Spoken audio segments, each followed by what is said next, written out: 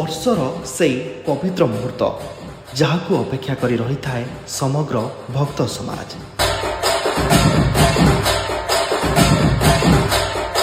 ଘଣ୍ଟ ଘଣ୍ଟା ହରିବୋଲ ଧ୍ୱନିରେ କମ୍ପି ଉଠିବ ସାରା ପରିବେଶ। ମହାପ୍ରଭୁ ଶ୍ରୀ ଜଗନ୍ନାଥ ବଡ଼ ଭାଇ ବଳଭଦ୍ର ଓ ଭଉଣୀ ସୁଭଦ୍ରା ବିଜେ କରିବେ ଭକ୍ତଙ୍କ ଗହଣକୁ।